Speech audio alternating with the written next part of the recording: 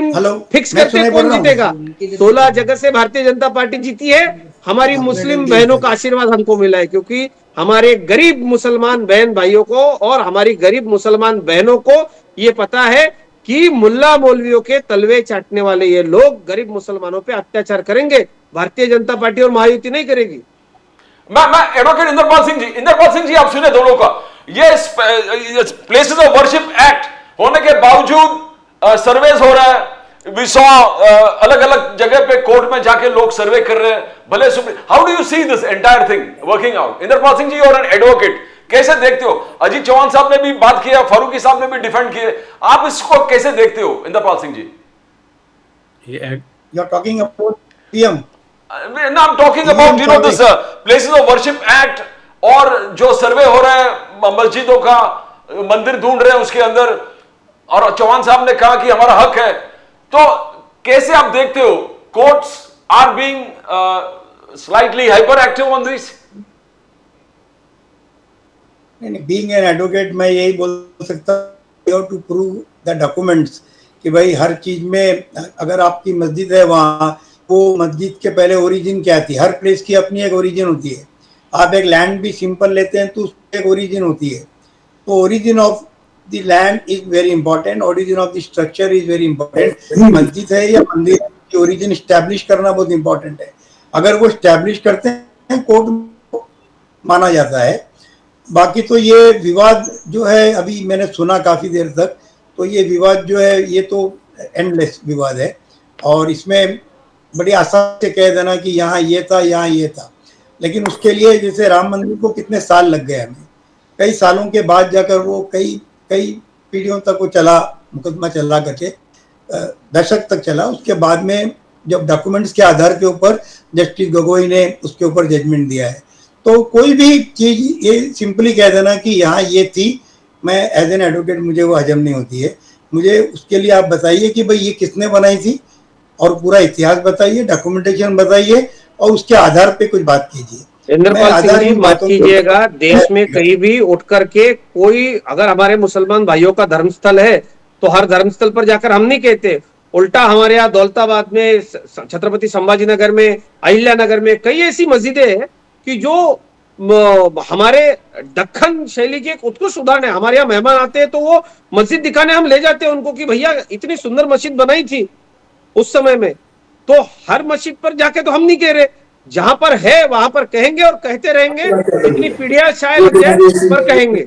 और काशी, अयोध्या, मथुरा, इस पर तो कोई कॉम्प्रोमाइज हो ही नहीं सकता।